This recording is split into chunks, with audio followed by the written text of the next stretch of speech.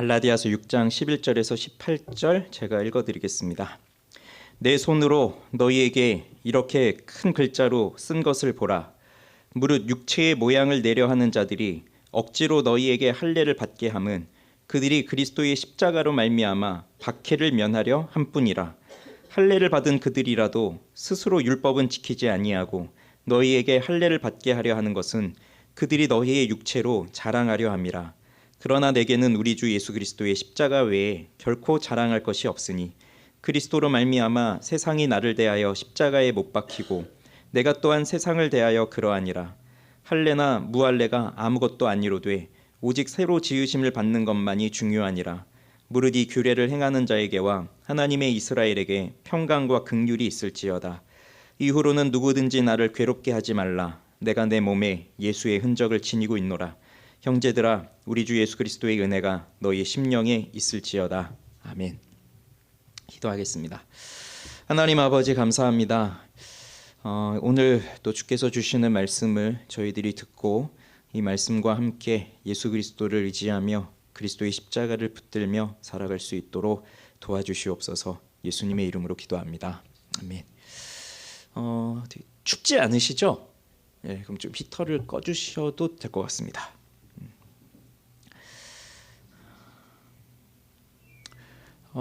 오늘 이제 그동안 저희들이 수요일날 수요 예배 때 보아왔던 갈라디아서 말씀을 마치려고 합니다. 26번째 시간이 됐네요. 간단하게 정리를 해보면 이 갈라디아서는 사도 바울이 갈라디아 지역에 있는 교회들에게 보낸 편지인데, 바울이 이 편지를 보낸 이유는 갈라디아 교회에 들어온 거짓된 교사들 때문이었습니다. 바울은 갈라디아 지역에서 복음을 전했고요. 그리고 이들이 복음을 듣고 예수를 믿게 되었습니다. 물론 이들은 유대인이 아니라 이방인들입니다. 이방인들도 예수를 믿고 하나님의 자녀가 된 것이죠. 그런데 유대인 그리스도인들이 이 교회에 들어오게 됐고, 그리고 이들이 이 갈라디아 교회 성도들에게 잘못된 가르침을 주기 시작했는데, 그 가르침의 요지는 너희가 예수를 믿었구나, 잘했다, 그러면 너희가 이제 예수를 믿게 되었으니 구약 성경을 읽어봐라. 구약 성경이 뭐라고 되어 있니? 할례를 받으라고 되어 있지, 율법을 지키라고 되어 있지. 자, 너희도 이제 할례를 받고 율법을 지켜야 된다. 그래야 하나님께 인정을 받고 하나님의 자녀가 될 수 있다. 자, 이런 가르침이 이 갈라디아 교회 성도들, 즉 이방인 성도들에게 전해지게 된 거예요. 바울이 전했던 복음은 어떤 내용입니까? 너희는 죄인이다. 그런데 우리 주 예수 그리스도께서 십자가에서 너희를 위해 십자가에 못 박혀 죽으시고 부활하셨다. 그 예수 그리스도를 믿으면 구원을 얻는다. 그리스도를 믿는 믿음으로 구원에 이른 너희가 하나님의 자녀다. 그러니 하나님의 자녀로서 기쁨으로 하나님의 뜻에 순종하며 살아가야 된다. 그것이 바로 성령을 따라 살아가는 삶이고, 그것이 바로 자유가 주는 기쁨이다. 자, 이것을 바울은 이걸 전했던 거죠. 그러니 바울이 전하는 복음과 이 거짓된 교사들이 전하는 이 복음의 내용에는 차이가 있어요.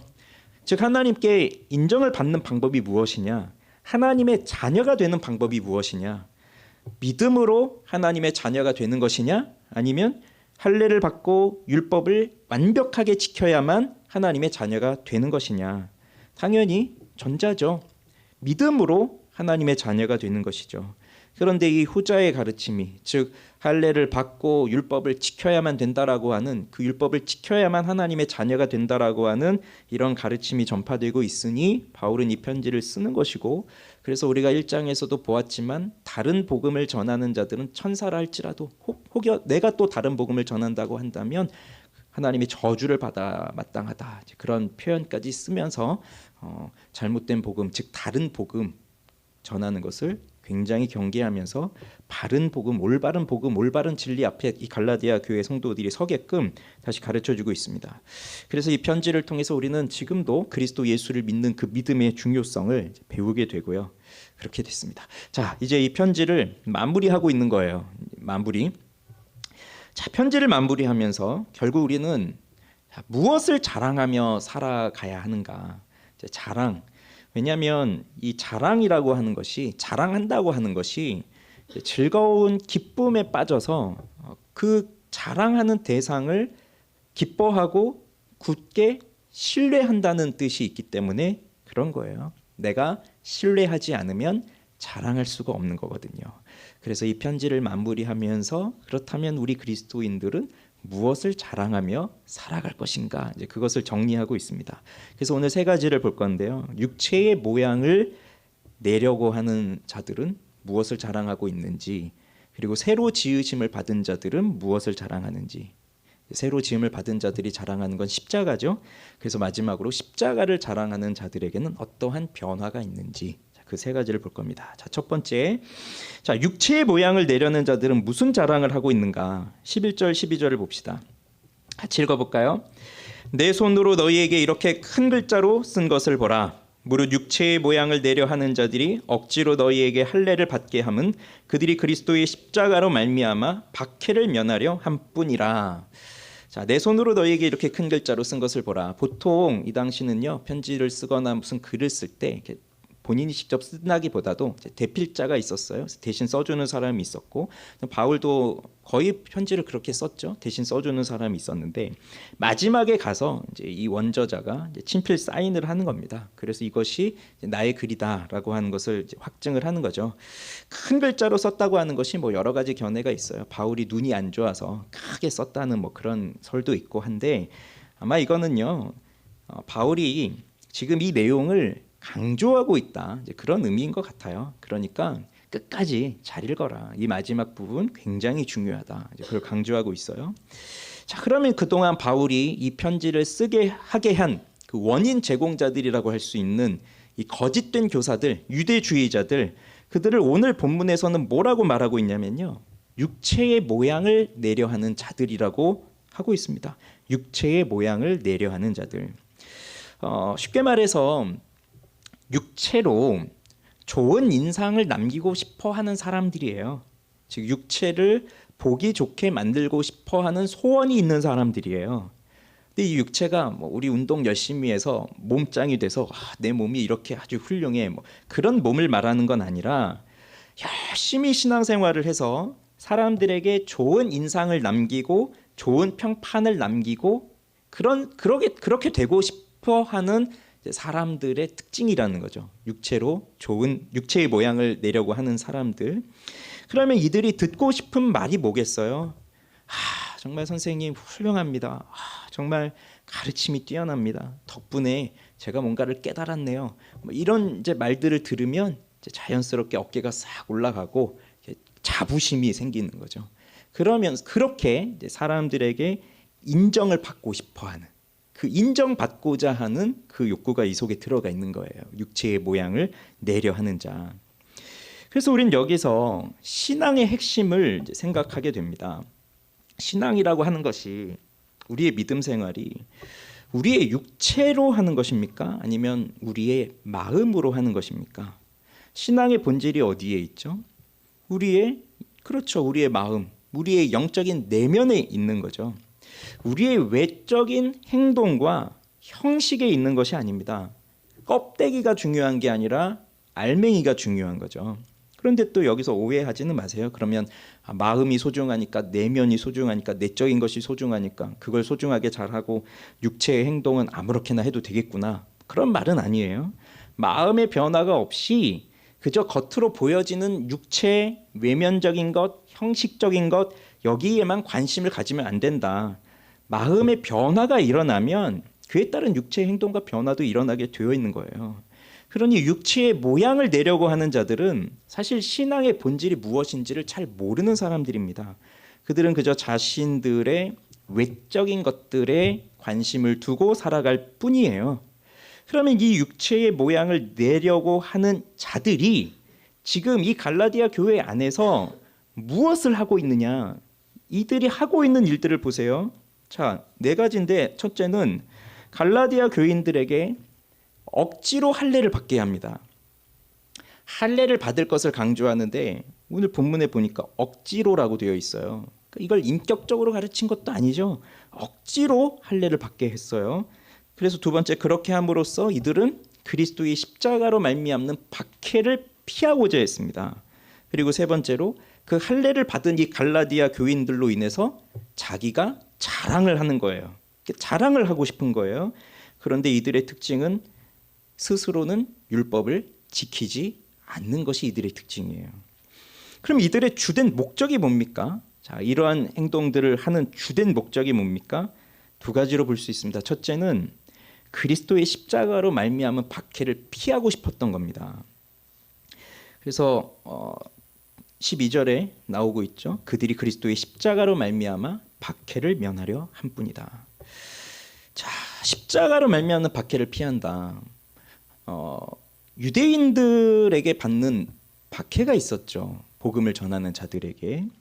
그래서 만약에 이들이 그 유대인들에게 받는 박해를 피하고자 했다면, 그래서 우리는 바울이 전하고 있는 저 복음에다가 우리는 다시 할례를 강조해서 그들을 할례 받는 사람으로 만들었습니다. 이렇게 자부할 수도 있는 거예요. 그렇게 되면 유대인들에게 박해를 받을 필요가 없죠. 바울이 유대인들에게 많은 박해를 받았잖아요. 그런데 지금 이 사람들이 유대주의자들이기 때문에 굳이 이 유대인들의 박해를 피하고자 그렇게 한 것처럼 보여지진 않아요. 그래서 그것보다는 이들의 이런 행동을 통해서 그리스도의 십자가로 말미암는 박해를 피한다는 것은 곧 세상 전체로 인해서 받는 박해를 피하고자 했던 것, 이것이 더 설득력이 있어 보입니다. 복음을 있는 그대로 전하는 자들에게 어떠한 일이 일어나는지를 이들은 보았어요. 바로 세상에 박해가 일어나는 거죠. 세상은 복음을 그대로 내버려 두지 않습니다. 세상에게 있어 복음은 가장 큰 위협이 되는 거예요. 세상의 정신을 세상에 속한 사람들은 바꿀 수 없어요. 그래서 세상의 사람들은 세속의 정신에 빠져서 살아갈 수밖에 없는데, 이 세상의 정신, 이 세속의 정신을 송두리째 바꿀 수 있는 것이 딱 하나예요. 바로 복음의 능력이에요. 복음밖에 없습니다. 그걸 잘 보여준 사람이 바울이죠. 바울이 앞에서도 이런 말을 했었어요. 5장에서도 내가 지금까지 할례를 전한다면 어찌하여 지금까지 박해를 받으리요, 이런 말을 했어요. 그래서 바울이 할례 받는 것을 전하고 십자가를 덜 전하고 했다면 이 바울도 박해를 받지 않았겠지만 이 사람은 십자가를 전하고 있기 때문에 여전히 박해를 당하고 있는 겁니다. 세상으로부터 박해를 받고 있습니다. 유대인이든 이방인이든 세상으로부터 박해를 받고 있는 겁니다. 왜 세상은 복음을 가만히 두지 않느냐? 이 십자가가 결국 걸림돌이기 때문에 그래요. 세상에 있어서 걸림돌이에요. 십자가가 보여주는 것이 뭐죠? 십자가를 통해서 우리가 깨닫게 되는 것이 뭐죠? 십자가가 주는 첫 번째 메시지가 뭡니까? 너는 죄인이다 라고 하는 겁니다. 그러니 그 십자가를 제시하면서 너는 죄인이야. 그래서 너가 이 십자가에 매달려야 해. 너 스스로는 아무것도 할 수 없어. 너의 정욕, 너가 사랑하는 죄, 그것도 다 여기 십자가에 못 박아야 돼. 그런데 여기 예수가 달렸거든. 예수가 여기에 달렸어. 그 예수만이 너를 구원해 줄 뿐이야. 그걸 말해주고 있는 것이 십자가잖아요. 그런데 그 십자가의 예수를 누가 박았습니까? 바로 너야. 그걸 제시해주고 있는 거예요. 그래서 사도행전 4장에도 보면요, 그 사도들이 그 유대인들을 향해서 또 뭐라고 말하냐면, 너희와 모든 이스라엘 백성들은 알라. 너희가 십자가에 못 박고 하나님이 죽은 자 가운데서 살리신 나사렛 예수 그리스도의 이름으로, 자, 뭐라고 합니까? 너희가 십자가에 못 박고, 또 이들이 못 박았다는 거예요. 그러니 십자가는 우리에게 너가 죄인이다 라는 것을 가르쳐 줄 뿐만 아니라, 그 십자가에 달린 예수도 누가 못 박았느냐? 네가 못 박았다. 네가 예수를 죽였다. 그거를 말해주고 있는 거죠. 그러면 이 메시지를 듣는 사람은 어떤 반응을 보이겠습니까? 좋아하겠습니까? 좋아할 리가 없죠. 십자가가 전해주는 메시지를 한마디로 정리하면, 너는 스스로 구원을 이룰 수가 없다. 넌 너무나 커다란 죄인이다. 너는 사형을 받아 마땅한 죄인이다. 그것을 우리에게 제시해 주는 것이니까요.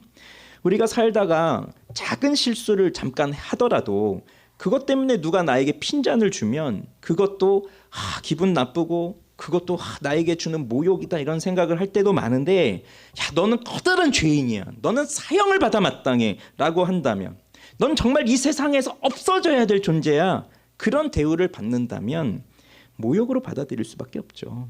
그래서 복음은 진보적인 사람에게도 걸림돌이 돼요. 왜냐하면 복음이 너무 배타적인 거예요. 구원은 오직 예수 이름밖에 없다라고 말하고 있으니 어떻게 그럴 수 있습니까? 이것에도, 이 종교에도, 이런 사상에도, 이런 가르침에도, 이렇게 사는 사람에게도 복음이 이렇게 살아가는 사람들 다 인정해줘야죠. 어떻게 복음만 그럴 수 있습니까? 그래서 진보적인 사람들에게도 걸림돌이 되고 복음은 보수적인 사람들에게도 걸림돌이 돼요. 야, 세상에서 정말 착하고 선한데 어떻게 이 사람도 죄인이라고 할 수 있지? 말도 안 돼. 그렇게 걸림돌이 되는 거예요. 그래서 결국은 이 십자가, 이 복음은 세상에 속하여 있는 모든 사람들에게 걸림돌이 되는 겁니다. 그래서 십자가를 증거하면 결국은 세상에서 박해를 받게 되어 있는 거예요. 그래서 이 육체의 모양을 내려고 하는 이 사람들은 결국 십자가를 자신들의 손에서 내려놔 버렸습니다. 그리고 이들은 십자가를 자랑하는 것이 아니라 다른 것을 자랑하게 되죠. 뭘 자랑합니까? 갈라디아 교인들의 할례로 자기들을 자랑하게 되었습니다.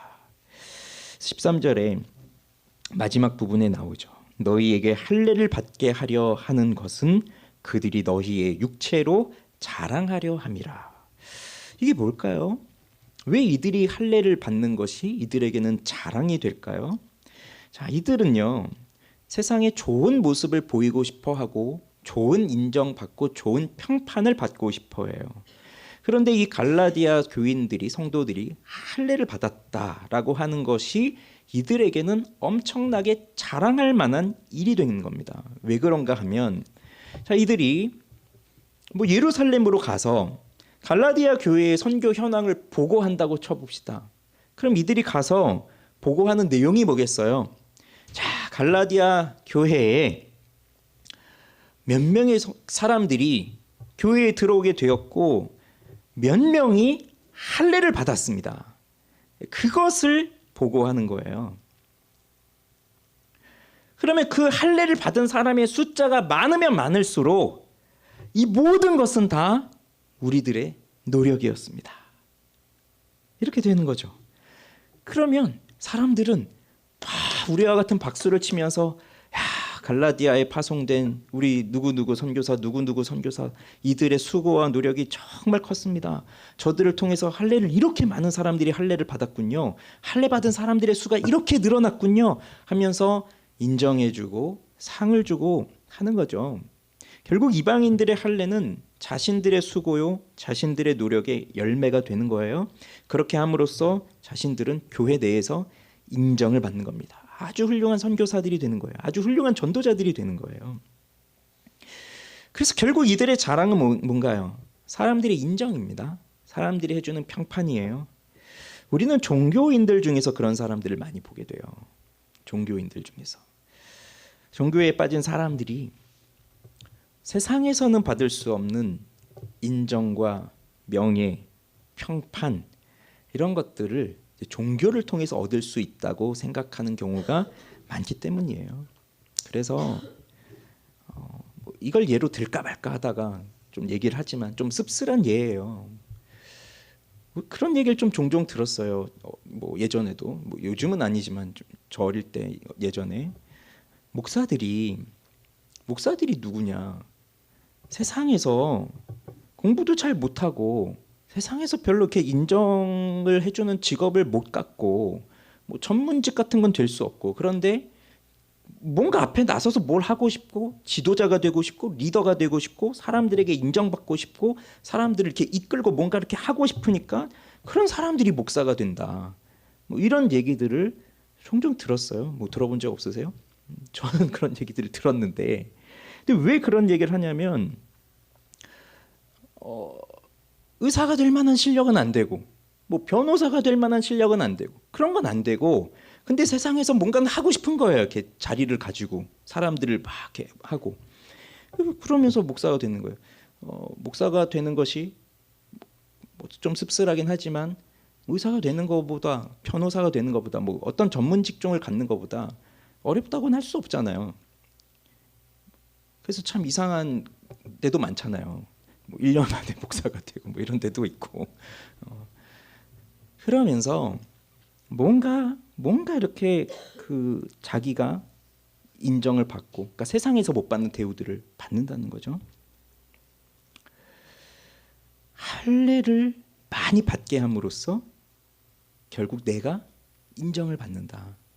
이게 이 육체의 모양을 내려고 하는 사람들, 그 사람들이 가지고 있는 자랑거리가 되는 겁니다.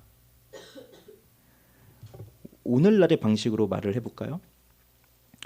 오늘날은 뭐 교회에서 할례를 많이 받고 뭐 전혀 그런 게 없지만 교회가 뭘 자랑하고 싶어 합니까? 보통 우리 교회가 개척한 지 1년 됐습니다. 1년 됐는데 처음에는 10명이 모였는데 지금 1년 됐는데 100명이 모였고 근데 2년 돼서는 2년 후에는 300명이 모였고 5년 후에는 1000명이 모였습니다. 그런 얘기들을 하잖아요. 그러면 은근히 이제 그런 자랑들이 있는 거예요. 사람들이 많이 모이게 됐습니다. 우리가 이렇게 전도 열심히 했습니다. 우리가 이렇게 열심히 섬겼습니다. 그래서 교인들이 많이 늘어났습니다. 그렇게 자랑할 때 어떤 교회는요. 우리는 10명으로 개척을 했지만 5년째 아직도 10명입니다. 그럴 수 있잖아요. 그런 교회도. 그러면 그런 교회들은 그렇게 사람들의 숫자가 많아지는 교회를 보면서 위축이 돼요. 세상에서는. 위축이 돼서 말을 못하는 거예요. 그래서 참 이상하게 교인이 늘지 않으면 개척한 지 10년이 되고 20년이 됐어도 개척교회 목사고 교인이 뭐 1, 2년 만에 뭐 100명, 200명씩 늘었다 그러면 개척한 지 1년 됐는데도 개척교회 목사 간판을 떼요. 그게 기준이 사람들이 보는 기준이 사람의 수가 얼마냐, 얼마나 모였냐 이런 것에 있고 그걸 가지고 또는 자랑하기도 하고 또는 그거 가지고 위축이 되기도 하고 그렇다는 겁니다. 물론 뭐 모든 교회가 다 그걸 자랑하는 건 아니에요. 근데 그런 예를 드는 거예요. 지금 이 할례의 문제를 지금 우리는 현실적으로 이게 감각이 오지 않으니까 그 할례 받은 숫자가 뭐 그리 중요하다고 우리는 그런 식으로 생각할 수 있다는 얘기예요. 그러면서 내가 자랑을 한다는 얘기입니다. 우리 교회에 정말 예수 그리스도를 믿고 확실하게 회심하고 영혼의 구원을 받은 사람이 그렇게 한 영혼이 늘었습니다. 이걸 자랑하는 게 아니라 그냥 사람이 많아졌다는 걸 자랑하는 거죠. 신자의 여부를 떠나서 그렇게 하면서 내가 인정을 받는다는 거예요. 자, 그러나 두 번째로 볼 거 새로 지으심을 받은 자는 뭘 자랑하는지를 보십시오. 자, 6장 15절에 바울은 말합니다. 할례나 무할례가 아무것도 아니로되 오직 새로 지으심을 받는 것만이 중요하니라. 그러니 바울이 말하는 건 할례도 중요하지 않다. 할례를 받지 않은 무할례도 중요하지 않다. 할례를 받았느냐 받지 않았느냐 이게 중요한 게 아니라 그럼 무엇이 중요하냐? 새로 지으심을 받는 것이 중요한 것이다. 바울도 할례를 받았어요. 그런데 자기가 할례를 받았는데 내가 왜 할례를 받았을까 후회하면서 할례 받은 걸 없앨 수 있을까요? 뭐 그럴 수도 없지만 그 할례의 흔적을 없애려고도 하지 않아요. 그리고 할례를 받지 않은 사람은 내가 할례를 받지 않았다는 것으로 자부심을 가지면서 나 할례 받지 않았습니다. 그걸 자랑합니까? 그것도 아니에요. 그러니까 중요한 것은 오직 새로 지으심을 받은 것이다. 그것이 중요한 거라는 겁니다. 새로 지으심을 받았다? 뭐죠? 성령으로 거듭났다는 거예요.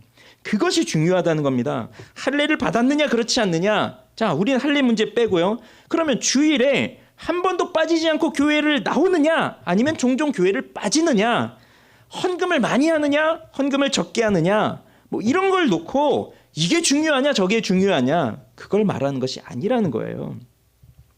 그렇다고 주일 성수 안 해도 된다 그걸 말하는 게 아닙니다. 중요한 건 성령으로 거듭난 신자냐 아니냐 그걸 말하고 있는 거예요. 그럼 우리 생각해 봅시다. 우리 조국의 교회 안에 참으로 거듭난 신자들이 얼마나 있을까요? 우리 교회에 등록되어 교회를 예배드리고 있는 모든 사람들이 다 거듭났다고 말할 수는 없잖아요. 심지어 교회 다닌 지 수십 년이 됐고 직분도 받고 중직을 받고 뭐 중책을 맡아서 교회에서 어떤 일을 한다 할지라도 거듭나지 않은 영혼들도 많이 있단 말이에요. 그런데 늘 참된 신자는 역사적으로 보면 소수였잖아요. 소수였단 말이에요. 그래서 이 교회 안에서 이런 영적인 변화와 영혼의 변화를 말하지 않고 이 외적인 변화만을 강조하고 그렇게 신앙생활을 하면 오해가 생기는 거예요. 주일에 나오는 사람의 수 중요하죠. 그런데 그 숫자만을 놓고 자랑을 한다. 그렇게 자랑만 하다가는 진짜 중요한 본질의 문제를 놓쳐버릴 수 있다는 거예요. 영혼이 거듭났느냐? 그렇지 않았느냐?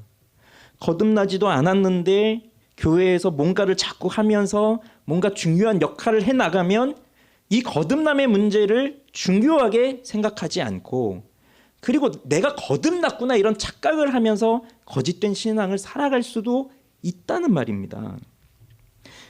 그러면서 사람들은 점점 외면의 변화에 강조를 두고 외면의 변화를 위해서 노력을 하면서 사는 거죠. 그러니 어떻게 돼요? 힘들어요. 처음엔 재밌을지 모르겠지만 그렇게 살다 보면 점점 힘들어요. 이게 억지로 하게 되는 일들이 많으니까. 그렇지만 성령으로 거듭난 사람들은, 즉 진정으로 그 영혼의 변화가 일어난 사람들은 외면의 변화가 함께 옵니다. 주일 성수 확실히 하는 방법이 뭔지 아세요? 성령으로 거듭나면, 그 성령으로 거듭나서 은혜를 받으면 그 사람에게 제일 힘든 게 뭘 것 같습니까? 너 주일에 안 나와도 되니까 오늘 예배 쉬어. 이런 게 힘든 거예요. 거듭난 사람들에게는. 그러니 성령으로 거듭난 사람들은요, 하나님을 위해서 하는 거예요. 영혼이 죽어 있습니다. 우리 모든 사람들의 영혼이 다 죽어 있어요. 날 때부터. 그런데 그렇게 영혼이 죽어 있는 사람이 이 십자가의 복음을 듣고 하나님이 너를 사랑한다라는 그 메시지를 들으면서도 어떻게 그 하나님을 사랑하고 예수를 믿고 그럴 수가 있겠습니까? 하나님의 말씀을 들을 수 있겠습니까? 영혼이 죽어 있는데 그 말씀 앞에 반응을 할 수 있겠어요? 가장 먼저 이루어져야 될 일은 이 영혼이 살아나야 되는 일이에요. 그러니 교회를 오래 다녔다고 직분을 받았다고 거듭난 사람으로 인정을 해주는 것이 아니라 진정으로 영혼이 거듭나고 변화된 사람들이 이 교회엔 필요한 거예요. 스스로를 생각해 보십시오. 나는 정말로 거듭난 사람인가? 그렇다고 한다면 감사하는 일이고요. 그렇지 않은 것 같은데 라고 하는 마음이 혹여라도 든다면 기도하십시오. 기도해야 됩니다. 이건 성령께서 하신 일이기 때문에, 하나님께서 은혜로 우리 가운데 주신 일이기 때문에 기도하셔야 돼요. 그래서 가장 중요한 건 영혼의 변화예요. 영혼의 변화. 이 교회 안에서. 그러면 이 새로 지으심을 받은 자, 바울은 분명히 영혼의 변화가 일어났죠. 그 새로 지으심을 받은 자 바울은 무엇을 자랑하고 있습니까? 14절 같이 읽겠습니다. 그러나 내게는 우리 주 예수 그리스도의 십자가 외에 결코 자랑할 것이 없으니 그리스도로 말미암아 세상이 나를 대하여 십자가에 못 박히고 내가 또한 세상을 대하여 그러하니라. 정말 유명한 말씀입니다. 자, 이 육체의 모양을 내려고 하는 자들이 할례 받는 것, 저들이 할례 받는 숫자를 자랑하고 자신의 공로를 자랑하고 있을 때 바울은 그리스도 예수의 십자가 외에는 나에게 결코 자랑할 것이 없다. 그것을 선언하고 있습니다. 자랑한다는 것은 즐거운 희열에 빠져서 그 자랑하는 대상을 굳게 신뢰하는 거거든요. 그러니 자신이 오직 그리스도에 의하여 그리스도께서 이루신 그 일로 인하여 구원받았다는 것을 깨닫게 되었기 때문에 그것으로 인한 확신에 차서 바로 그리스도를 자랑하는 거예요. 그러니 거듭난 사람들, 그 성령으로 거듭난 사람들은 내 노력으로, 내 공로로, 내 힘으로 내가 이렇게 했기 때문에 그래서 내가 받은 구원이 아니라 성령으로 말미암아 거듭난 사람들은 나는 그렇게 구원받을 자격도 없고 힘도 없지만 그리스도 예수를 통하여 내가 구원받았다고 하는 것을 확실히 깨닫게 된 사람들이기 때문에 누구를 자랑합니까? 그리스도를 자랑하는 거예요. 나를 자랑하는 것이 아닙니다. 내가 사람들에게 인정받고 싶은 것을 자랑하는 것이 아닙니다. 그리스도 예수를 자랑하는 거예요. 바로 그리스도께 대한 확신이 그의 마음속에 견고하게 있기 때문이에요. 바울도 원래는 어떤 사람이었나요? 육체의 모양을 내려고 하던 사람들의 대표주자였어요. 바울은 다른 사람들보다 훨씬 뛰어났습니다. 객관적으로 보더라도, 상대적으로 보더라도. 그렇지만 그는 그것들을 다 배설물과 같이 여기고 버려버렸죠. 왜죠? 14절에도 그러나 라고 시작하잖아요. 이건 자신은 예전에 너희들이 그렇게 육체의 모양을 내려하고 할 일을 그렇게 중요하고 그렇게 했던 것처럼 나도 그랬던 사람이다 라는 것을 말해주고 있는 거예요. 그러나 라고 시작하면서. 그런데 예전에는 그랬지만 이제는 내가 그런 것을 자랑하지 않는다. 나는 다른 것을 자랑하고 있다. 다른 것을 기뻐하고 있다. 다른 것을 신뢰하고 다른 것을 굳게 붙들고 있다. 그게 뭐냐? 바로 그리스도 예수의 십자가다. 그래서 다들 이 십자가 하면 버리고 싫어하고 이 십자가가 나를 모욕스럽게 한다고 생각하고 무식하다고 생각하고 이 십자가가 평화가 아닌 갈등을 조장하고 분열을 만드는 배타적인 것이라고 그렇게 생각하고 버리고 있을 때 이 바울은 그러나 나는 십자가만을 자랑한다. 바뀐 겁니다. 어째서요? 십자가를 경험했기 때문이에요. 이건 십자가를 경험하지 않은 사람들에게는 이해할 수 없는 고백이에요. 여기서 말하는 십자가는 지금 우리들이 말하는 십자가가 아니에요. 우리는 그냥 십자가 하면 그냥 자연스럽게 십자가가 연상되잖아요. 교회에 달려있는 십자가 또는 뭐 목걸이나 귀걸이로 하는 십자가, 액세서리 같은 거 얼마든지 그렇게 가치 있게 자신을 가치 있게 만들어주는 그런 하나의 액세서리 도구가 됐기 때문에 지금 문화 속에서 지금 배경 속에서 이 십자가를 자랑한다라는 이 말은 이 당시 바울이 말할 때 그 바울이 고백할 때하고는요 엄청난 차이가 있는 거예요. 우리가 지금 14절을 읽으면서도 큰 감동이 없다고 하는 것은 어쩌면 당연한 일이에요. 그냥 이게 십자가가 우리가 지금 문화에서 보면 뭐 교회 안 다니는 사람들도 십자가를 액세서리로 달고 다니는 사람들도 많으니까.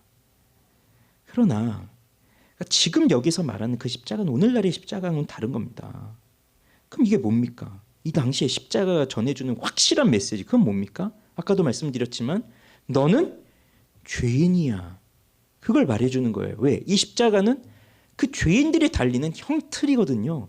사형 도구란 말이에요. 그런데 사람을 아주 편안하게 인권을 생각하면서 죽여주는 사형 도구가 아니라 처참하게 극심한 고통 속에서 인간이 만들어낸 죽이는 방법 중에 최고로 고통스럽게 죽이는 그 사형 형틀이었다는 것이죠. 그래서 그 십자가는 너는 죄인이야. 네가 여기 달려 죽어야 돼. 그걸 깨닫는 거거든요. 십자가를 경험했다고 하는 건 그걸 깨달은 거예요. 그러나 더 놀라운 건 그 다음입니다. 그럼에도 내가 너를 사랑한다. 여기까지 깨달아야 되는 거예요. 십자가가 너는 죄인이야. 그럼 너도 여기에 달려 죽어야 돼. 자, 여기까지만 알게 된다면 앞에서 사람들이 십자가 버리고 무시하고 어떻게든 그 십자가를 떠나려고 하지만 그러나 그 뒤에 나오는 이 이야기, 그럼에도 내가 너를 사랑한다. 그래서 내가 너를 위해 십자가에 내가 달렸단다. 그 메시지까지 우린 깨달아야 돼요. 그러면서 그 십자가에 달리신 우리 주님께서 우리에게 뭐라고 말씀하시는 것 같습니까? 그동안 얘야, 그동안 너는 너 스스로를 구원하기 위해서 얼마나 많은 노력을 했니? 그런데 다 실패하지 않았니? 넌 사람들에게 인정받기 위해서 얼마나 많은 노력을 하면서 살았니? 그런데 성공했니? 지금도 너 사람들에게 인정받기 위해서, 사람들에게 버림받지 않기 위해서, 너 스스로 구원의 길을 찾기 위해서, 너 스스로 행복한 길을 찾기 위해서 얼마나 마음을 쓰며 노력하고 있니? 힘들지 않니? 잠시 성공했다고 할 수도 있지. 그럴 때도 있어. 그러나 그것이 영원하니? 잠시 끝나지 않니? 그리고 그거 빼앗길까 봐 더 불안하면서 더 고생하고 있는 거, 그게 너의 모습이지 않니? 그 십자가에서 우리 주님이 그 말씀을 하고 계시잖아요, 우리에게. 그러니 여러분 생각해 보십시오. 지금까지 우리들이 살아왔어요. 앞으로도 살아갈 거예요. 뭘 바라보면서 살고 있습니까? 무엇을 위해서 살고 있습니까? 사람들에게 인정받고 좋은 평판을 얻고 내가 누리고 싶은 것들을 소유해서 그것이 가져다주는 즐거움을 누리면서 살고 싶고 그러면서 살고 싶잖아요. 그런데 그것이 내 생각처럼 됩니까? 그리고 그것이 내 계획대로 되던가요? 설령 그것이 되는 사람들도 있지만 그것은 꿈이 작거나 아니면 꿈이 크지만 그걸 가질 세상적 자원이 많으니까 그럴 수 있지만 그러나 그걸 유지하기 위해서는 엄청난 에너지가 드는 거예요. 그리고 그건 영원하지 않습니다. 잘해서 이 세상 사는 동안 유지할 수 있어요. 그러나 우리가 믿는 세상은 우리의 삶은 이 세상에서 끝이 아니기 때문에 죽고 나면 또 다른 고통이 찾아오는 거죠. 그러나 십자가에 달리신 우리 주님께서는 이 말씀을 하고 계신 겁니다. 이제는 너가 그럴 필요가 없다. 내가 너를 위해 십자가에 달렸거든. 그러니 너는 이제 여기에 달릴 필요가 없어. 너는 내가 주는 이 구원의 기쁨을 누리면 돼. 내가 너를 사랑하니까. 이 메시지를 주님께서 주고 계신 거예요. 십자가를 경험했다고 하는 사람들은 내가 죄인이라고 하는 것을 철저하게 깨달은 것과 함께 내가 구원받을 수 없는 그 철저한 죄인이지만 우리 주님이 그럼에도 나를 사랑하셨구나라고 하는 것을 깨달은 사람들이에요. 그걸 알게 된 사람들이에요. 그래서 그리스도의 십자가를 자랑하지 않는 사람은 그리스도인이라고 말할 수가 없는 겁니다. 우리가 그동안 교회를 다니고 그동안 내가 그리스도인이라고 자부하면서 살았다 하더라도 내 평소의 삶에서 그리스도의 십자가를 자랑하는 삶을 살지 않았다? 즉 이 자랑한다는 거 뭐 어디 가서 말로 막 뽐대고 그런 것만 의미하는 게 아니에요. 기뻐한다는 거예요. 이것을 위해서 내 목숨을 건다는 거예요. 여기에 내 모든 것을 건다는 거예요. 신뢰하니까. 그렇게 살지 않는 사람들은 그리스도인이 아니라는 거예요. 그리스도인은 이렇게 살 수밖에 없는 사람들이에요.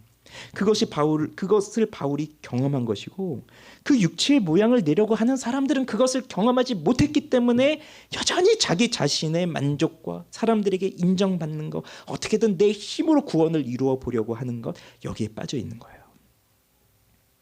그럼 세 번째, 이 십자가를 자랑하는 자는 어떤 변화가 일어났습니까? 두 가지를 말씀드리겠습니다. 첫째는 세상이 나를 대하여 십자가에 못 박혔고 나도 세상을 대하여 그러하게 된 겁니다. 14절 후반부에 나오는 말씀이죠. 세상이 나를 대하여 십자가에 못 박혔다. 나도 세상을 대하여 그러하다. 무슨 말입니까? 우리 살아가는 사람들은 살아가는 방식마다 이 세상을 대하는 방식이 다 다릅니다. 어떤 사람은 세상을 너무 좋아해요. 그래서 세상은 정말 살만한 곳이다. 야, 정말 좋다. 나 영원히 여기 세상에서 살고 싶다. 이런 생각을 하는 사람도 있고요. 그런데 반대로 야, 이 세상은 정말 썩어 빠졌다. 이 세상 정말 살고 싶지 않다. 이 세상 빨리 망해버렸으면 좋겠다. 이런 생각을 하는 사람도 있어요. 그런데 동일한 것이 있다면 그 누구도 이 세상을 떠나서는 살 수 없다는 것이고 그래서 좋든 싫든 이 세상에 속해서 살아야 된다는 겁니다. 이 세상이 주는 영향을 받으면서 살아야 된다는 거예요. 내가 보고 싶지 않은 것 봐야 되고 내가 듣고 싶지 않은 것도 들어야 되고 그러면서 사는 거예요. 이 세상 속에서. 그래서 이 세상에 사는 사람들은요. 세상을 좋아하든지 세상을 싫어하든지 간에 여전히 모든 사람들은 세상을 사랑하고 있고 그러다 보니 내가 자랑하고 싶은 것, 즉 내가 붙들고 신뢰하고 기뻐하는 그 모든 것들이 다 이 세상에 속하여 있는 것들이에요. 우리 사람들이 뭘 그렇게 자랑하고 싶어 하나요? 여기 계신 분들은 뭐 다들 거룩하셔서 해당이 안 되겠지만 근데 우리 세상에 있는 사람들은 다 자랑하고 싶은 게 뻔하잖아요. 돈. 2024년도에 여러분 재산이 얼마나 느셨습니까? 자산이? 번 사람들 있을 거 아니에요? 뭐 나가보면 뭐 내가 부동산을 잘했고 뭐 주식을 잘했고 뭐 가상화폐를 어떻게 했고 하면서 그 자산을 막 늘려간 사람들도 있을 거 아니에요? 그럼 그 사람들은 자랑하잖아요. 그리고 옆에 있는 사람들이 가만히 있질 않잖아요. 어떻게 해서 그렇게 했냐고 물어보잖아요. 그럼 그걸 자꾸 자랑하게 되죠. 회사에서 승진하신 분 계신가요? 그럼 또 자랑할 수 있죠. 자식이 좋은 학교 갔나요? 자랑할 수 있죠. 뭐 그거라도 없으면 명품 가방이라도 사셨나요? 그거라도 자랑할 수 있어요. 핸드폰 새로 사면 어떻게 합니까? SNS에 올리는 거죠. 최신으로 바꿨다고 자랑하는 거예요. 남편을, 뭐 아내를, 우리 자녀를, 뭐든지 다 어디에 있는 거예요? 이것들이 세상에 있는 거예요. 세상에 속해 있어요. 그러니 관심이 온통 이 세상에 딱 박혀 있는 거예요. 세상에 사랑하는 것이 여기 다 있고 싫은 것도 여기 다 있고. 그러면서 세상의 특징은 욕망이거든요. 정말 타서도 없어지지 않는 끊임없이 타오르는 욕망이에요. 그러다 보니까 그 욕망 때문에 서로 싸우고 서로 미워하고 빼앗고 상처 주고 상처받고. 그런데 그런 세상이라는 건 우리는 너무 잘 아는데, 그러면서도 우리는 그 세상에서 어떻게든 살아보려고 발버둥칩니다. 그렇죠? 세상의 허무함을 깨닫잖아요. 그럼 그 세상의 허무함을 이기기 위해서 뭐에서 찾아요? 또 세상에서 찾는 거예요. 우리는 세상에 기대면서 살 수밖에 없는 비참한 운명이라는 거죠. 그런데 이 그리스도의 십자가를 자랑하는 사람들, 이 새로 지음을 받은 거듭난 사람들은 이 세상이 이제 어떻게 된다는 거예요? 세상이 나를 대하여 십자가에 못 박혔다는 얘기입니다. 이 말은 세상이 나에 대해서 죽었다는 말이에요. 나도 세상을 대하여 그러다. 나도 세상을 대해서 죽었다는 말이에요. 그러면 세상이 지금 저 십자가에 달려서 죽은 겁니다. 그러면 세상이 십자가에 달려 죽었는데 그 죽어버린 시체가 된 세상이 나한테 무슨 말을 할 수 있겠어요?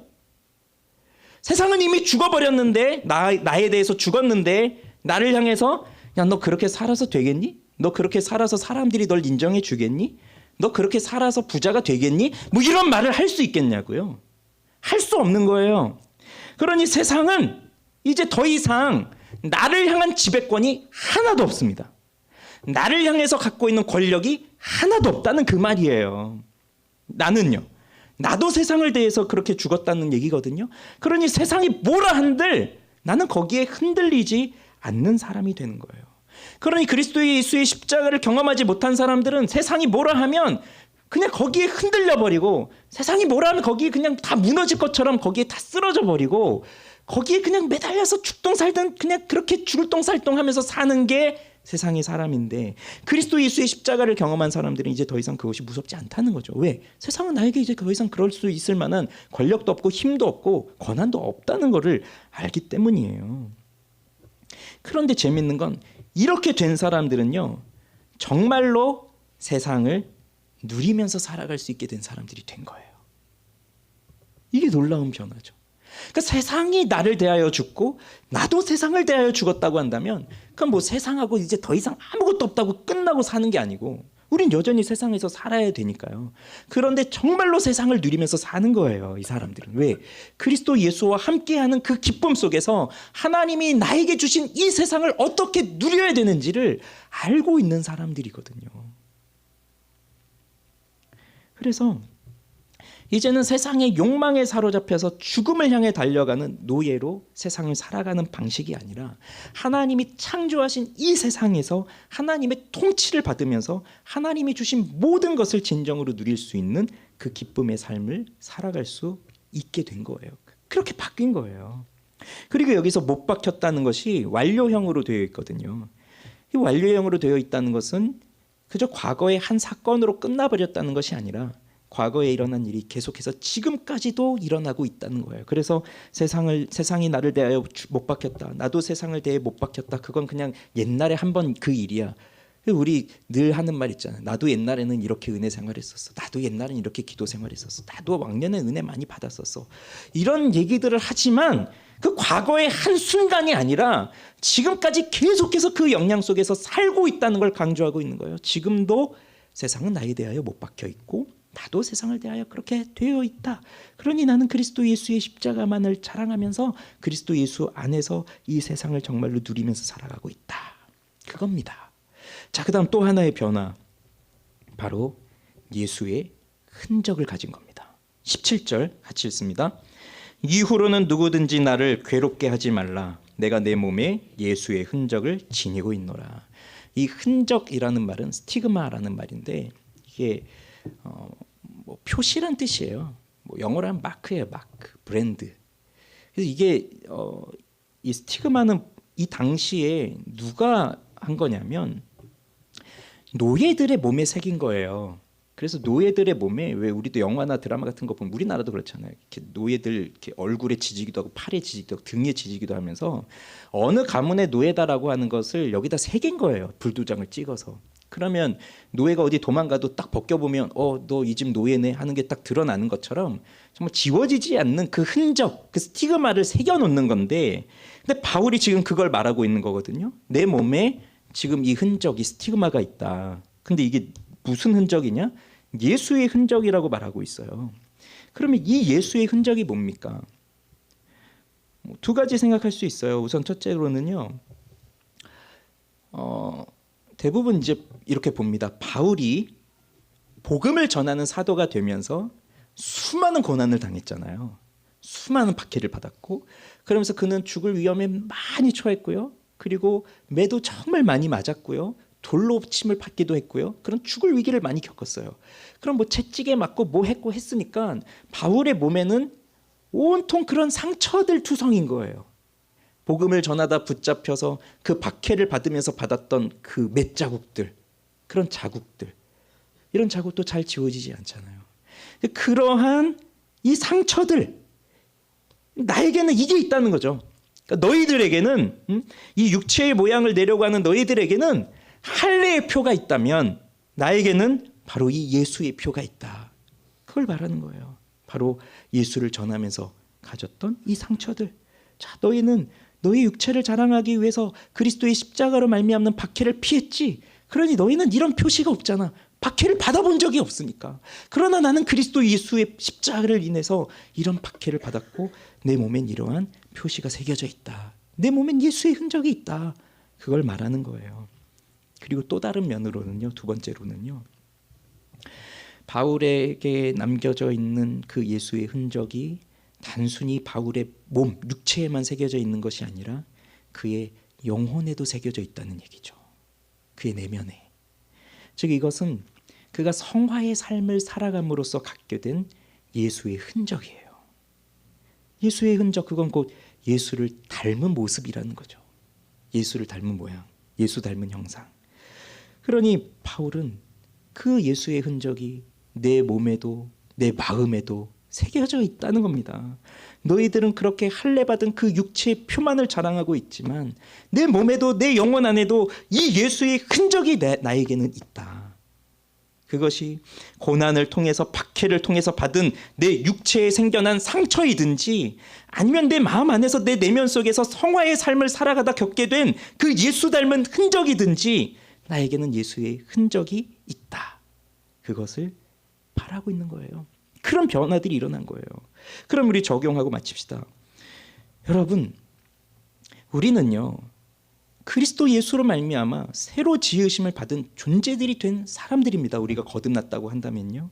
그러면 그렇게 그리스도로 말미암아 새로 지음 받은 자는 하나님 보실 때 얼마나 존귀한 자들입니까? 그러니 육체의 모양을 내려고 하는 사람들은 왜 자꾸 그렇게 그 육체의 모양이 집착하는 거예요? 내가 인정받았다라고 하는 것을 확신하고 있지 못한 거거든요. 하나님께도 인정받았다고 하는 그 확신을 못하고 있는 거예요. 내가 하나님의 자녀가 되었다고 하는 것을 자신도 확신을 못하고 있는 거예요. 그래서 하나님께 인정받기 위해서 끊임없이 노력하고 애를 써가고 있는 거예요. 자기의 힘으로. 그게 육체의 모양을 내려고 하는 사람들의 특징인데, 그런데 무서운 게 뭔지 아십니까? 자기는 하지 않으면서 다른 사람들을 시키고 있다는 거예요. 오늘 말씀에 나오잖아요. 할례를 받은 그들이라도 스스로 율법은 지키지 아니하고 너희에게 할례를 받게 하려 하는 것. 그러니 자기는 안 하면서 자기가 남들을 시키면서 남들이 뭔가를 하고 있으면 그걸로 내가 이렇게 했다는 걸 자랑하고 싶어하는 사람들이에요. 나는 안 하면서 억지로 다른 사람들 시켜가면서, 그러면서 자기들이 그렇게 인정받는 거예요. 저 사람들이 하는 걸로 내가 이렇게 인정을 받는 거예요. 그런 이들의 목적은 뭡니까? 나의 힘으로 구원을 받겠다 하는 거예요. 그래서 우리 갈라디아서 1장을 처음 시작할 때 우리 하나님 아버지와 주 예수 그리스도로부터 은혜와 평강이 너희에게 있을지어다 그렇게 인사를 하고 곧 이어지는 말씀 속에서 우리 주 예수 그리스도가 무엇을 하셨느냐? 바로 우리를 이 악한 세대에서 건져내시려고 오셨다는 것을 말하고 있었잖아요. 시작할 때부터. 그래서 우리는 다 이 악한 세대에 빠져서 살아가는 사람들이기 때문에 스스로 거기서 나올 수가 없지만, 그래서 예수께서 오셔서 거기 빠져있는 우리를 다 건져내 주셔야 되거든요. 그런데 아직도 그걸 못 깨닫고 있는 거예요. 내 힘으로 어떻게든 올라가 보려고.